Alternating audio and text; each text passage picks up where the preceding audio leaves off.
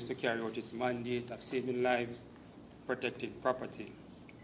With respect to the latter, we estimate that properties across Jamaica, valued at approximately $334.9 billion, are at risk from fires.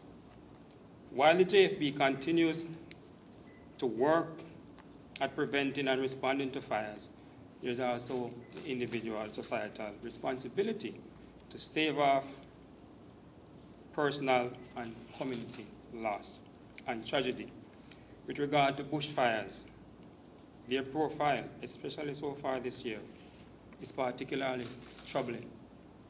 The key feature of any bushfire is that it is an act of nature, such as spontaneous combustion caused by heat and dry conditions, or combustion caused by lightning.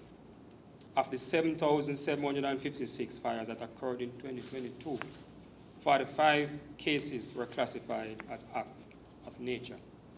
However, 284 fires were caused by discarded light, such as cigarette butts, while 1,577 incidents were caused by careless use of fires. What we are seeing, ladies and gentlemen, so far in 2023 is an escalation of that pattern, where in almost every case, the bushfires are being directly caused by people's actions. A total of 3,518 bushfires were recorded for the whole of 2022. And with just 67 days, approximately, having been completed in 2023, just 2 months and 8 days, we have 1,968 bushfires on record. This is a frightening statistic, and it is all more alarming because almost none of these bushfires are acts of nature. I support the Minister's appeal for much greater responsibility, personal responsibility. It is only through the combined efforts of the Jamaica Fire Brigade and our citizens in their personal capacity, as well as in their roles as community members, that bushfires and every other category of fires will become rare rather than regularly as they are. I wish to touch briefly on the prevention efforts of the Jamaica Fire Brigade.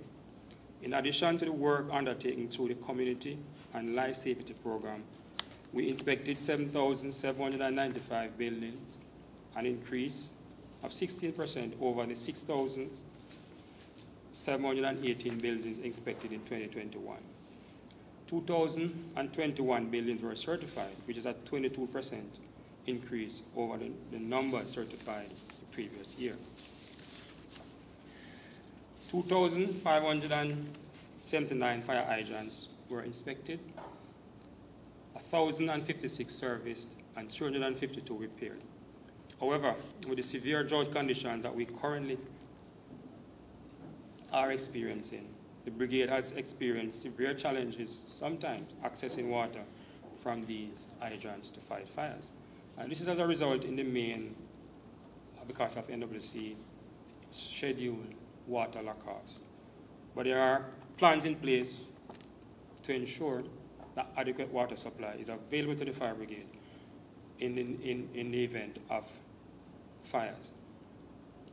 There's an open line between the fire brigade and the NWC, and we have regular dialogues, regular meetings to discuss the issue of the drought condition and how this may affect our firefighting operation when they implement scheduled water lockoff.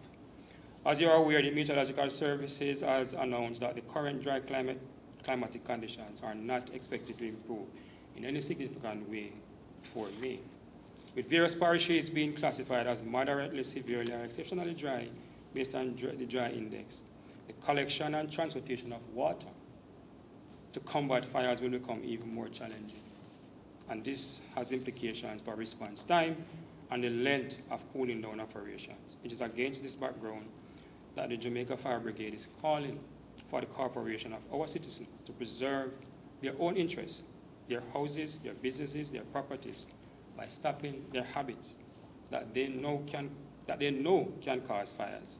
Through our continuing outreach efforts, I call on you that our people know the right things to do. I'm therefore urging them to do the right thing.